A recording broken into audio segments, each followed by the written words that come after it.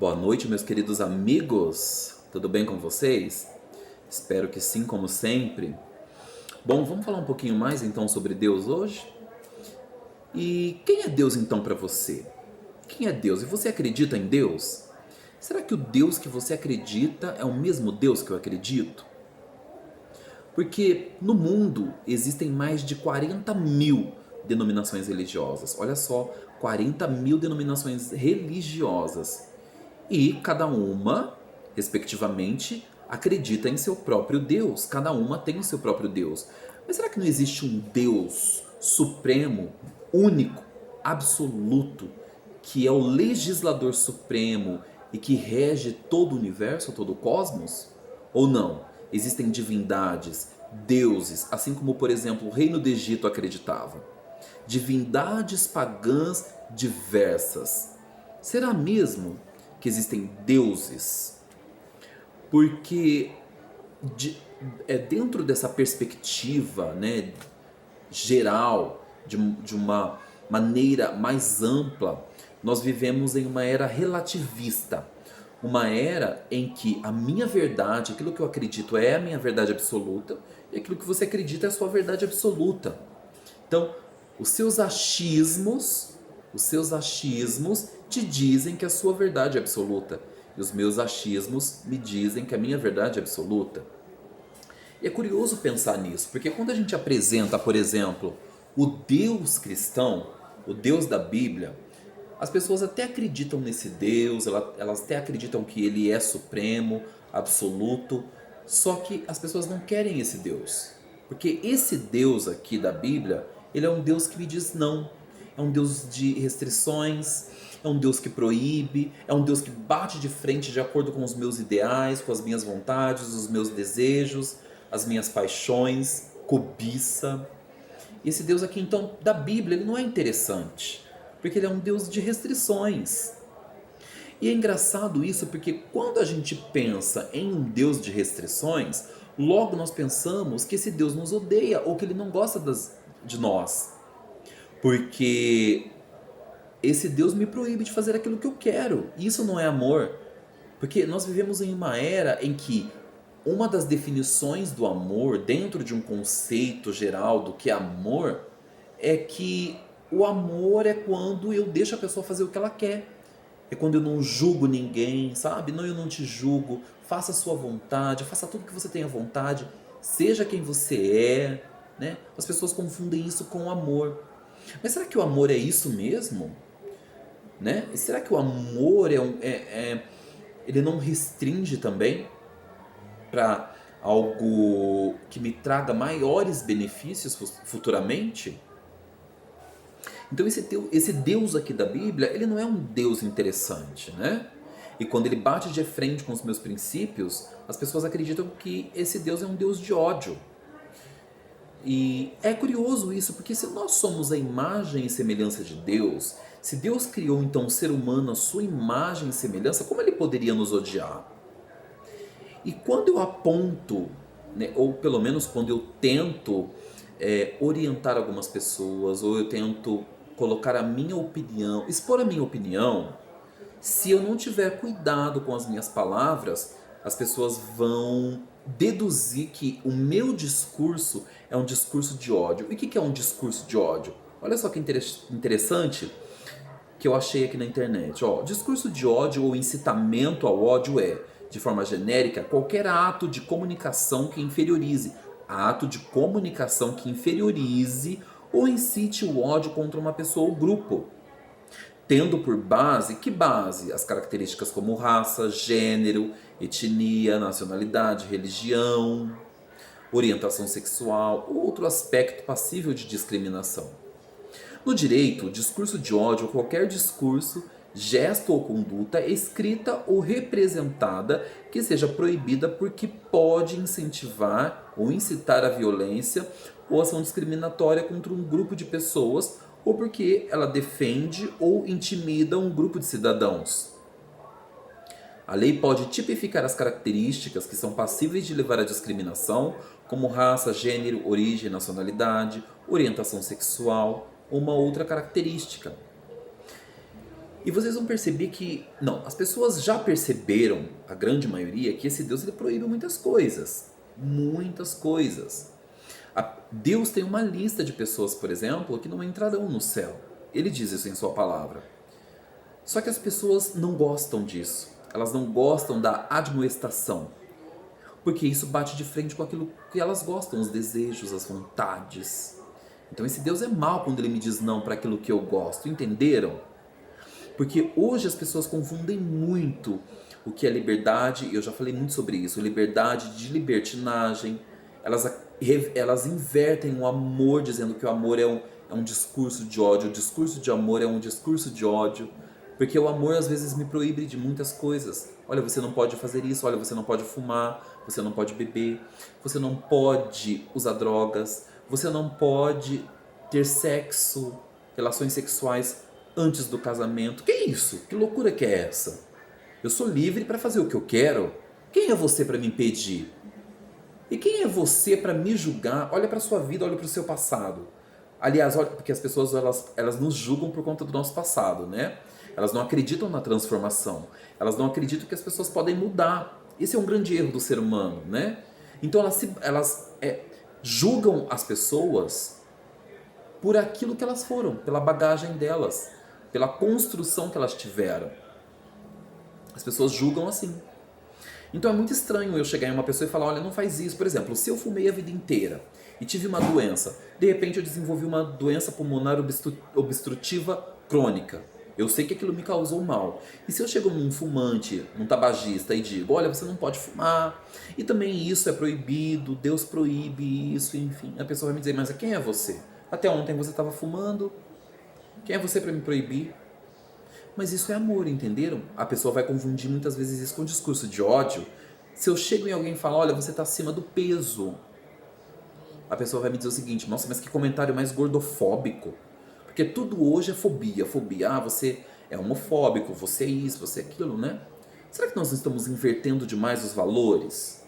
E o que é ódio, então? Olha só, que eu encontrei na internet. O ódio, ou também chamado de execração, raiva, rancor e ira, é um sentimento intenso de raiva. Vejam só a diferença. De raiva e aversão, não de admoestação. Traduz-se na forma de antipatia, aversão, desgosto, rancor, inimizade, repulsa contra uma pessoa ou algo, assim como o desejo de evitar, de limitar ou destruir o seu objetivo. É bem diferente. O ódio pode se basear no medo, justificado ou não, as fobias, né?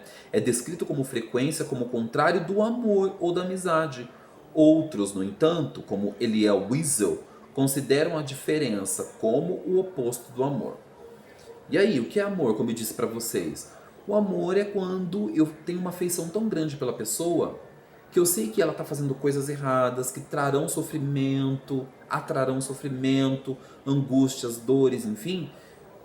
O amor, ele também é quando eu admoesto alguém, né? Então se eu digo para a pessoa, olha, você não pode fazer isso, porque isso vai te fazer mal, isso vai acabar com a sua saúde, isso vai te destruir, vai ferir cada vez mais os seus princípios. Isso é amor também. E as pessoas confundem isso com discursos de ódio. E por que eu digo isso também? Porque também as pessoas têm uma ideia muito romantizada de Deus. Ah, Jesus é amor, Jesus é paz e amor.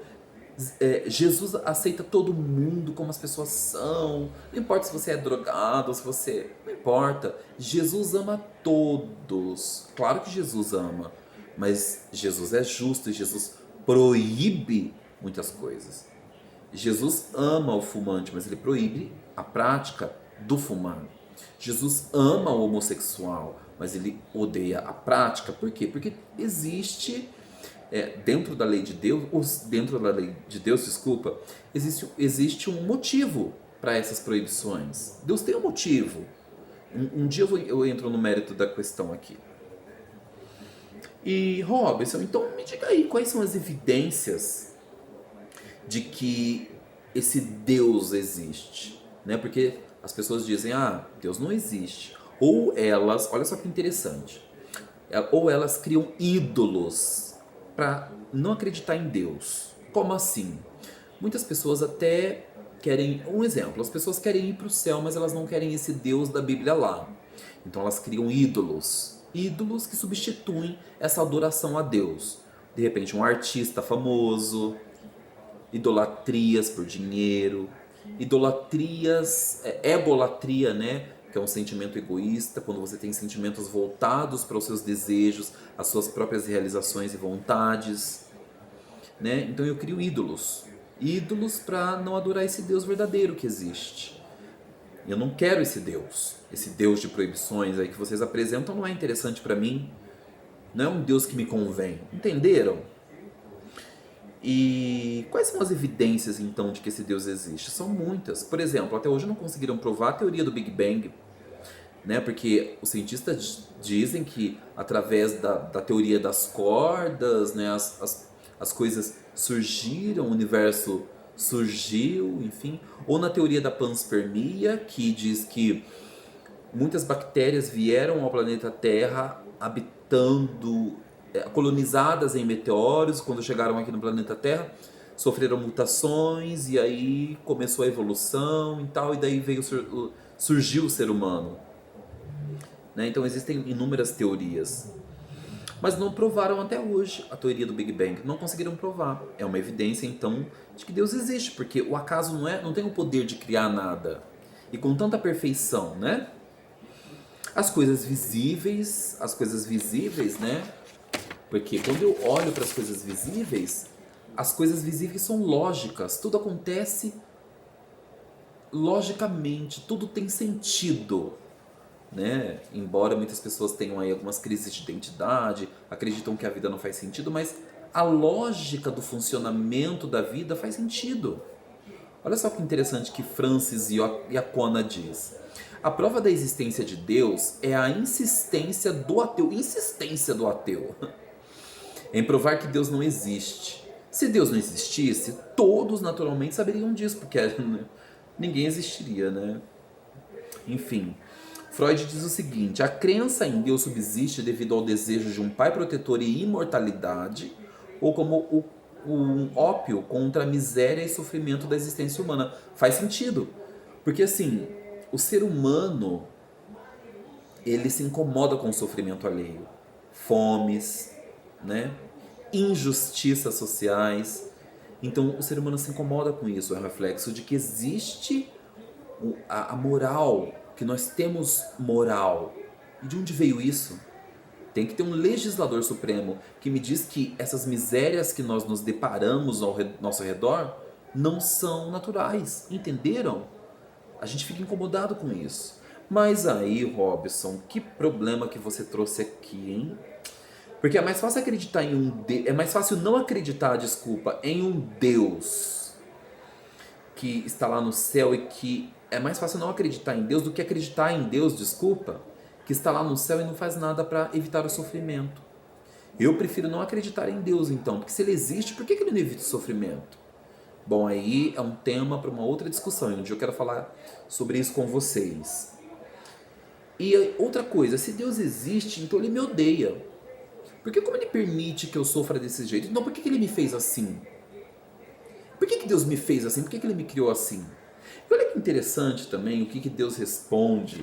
É bem intrigante isso daqui, viu? Você pode ser que você se incomode um pouco, mas olha só o que Deus diz para alguns soberbos na sua palavra. A soberania de Deus é o título, olha só. Está lá no livro de Romanos, capítulo 9, versículos 20, 21. Quem és tu, ó homem, para discutires com Deus? Porventura pode o objeto perguntar a quem o fez: por que me fizeste assim? Eu não concordo com o jeito que você me fez. Por que você me fez assim? Ou não tem o olheiro direito sobre a massa, o olheiro é Deus, sobre a massa somos nós, para do mesmo barro fazer um vaso para a honra e outro para a desonra? Que diremos, pois? Se Deus, querendo mostrar a sua ira e dar a conhecer o seu poder, suportou com muita longanimidade os vasos de ira preparados para a perdição, a fim de que também desse desce, desculpa, a conhecer as riquezas de sua glória em vasos de misericórdia, que para a glória preparou de antemão. Então aqui é um conceito, um contexto diferente, que fala que Deus aperfeiçoa o barro que seríamos nós, enfim, tem todo um contexto aqui. Mas olha que interessante. A gente vai perguntar para Deus, por que você me fez assim? Eu não aceito que você me fez assim. Né? E aí, diante de tudo isso, a gente tenta criar um Deus que não seja o Deus da Bíblia. Logo, nós temos um ídolo e a gente precisa idolatrar algo. Um artista, uma pessoa famosa, os meus desejos, as minhas vontades, como eu disse. Eu tenho que idolatrar alguma coisa, mas eu não quero idolatrar esse Deus aí, esse Deus não é interessante. Não é isso que as pessoas pensam? Ou seja, os homens odeiam Deus porque Deus é um Deus que pune o mal e a gente gosta da maldade. A gente gosta da farra, a gente gosta da libertinagem, a gente gosta das coisas erradas. Esse Deus pune o que é errado, por isso que a gente odeia. Eu não, graças a Deus eu entendi Deus, eu amo Deus, os princípios de Deus, mas de uma forma geral, porque eu já fui assim. Por que Deus me proíbe? Por que eu não posso ter isso, né? Então as pessoas odeiam Deus porque é um Deus que pune o mal. O ladrão na cruz, por exemplo. Olha o outro argumento que as pessoas têm. Bom, como assim? A pessoa aprontou a vida inteira, foi lá, aprontou, matou, roubou e vai para o céu? Porque o ladrão olha para Jesus e diz: Senhor, quando tu fores para o teu reino, lembra-te de mim. E Jesus olha para ele e diz: olha, te digo ainda hoje que estarás comigo no reino dos céus. Quê? Como assim? Como assim? Por que Jesus salvou esse homem que aprontou a vida inteira? Que matou, roubou, destruiu? Por que Jesus vai levar ele para o céu? Você sabe por quê, gente? Porque o homem moderno, ele acredita que é bom. A gente acredita que nós somos bons, que somos seres bons, justos e honestos. Então a gente não aceita um pecador. Onde já se viu?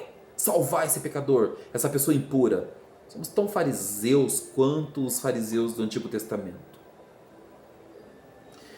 Então, isso é muito sério, porque a gente precisa ter muito cuidado quando nós julgamos as pessoas. Julgamos não, a gente precisa ter muito cuidado com o que é, na verdade, esse conceito de ódio, discurso de ódio, né?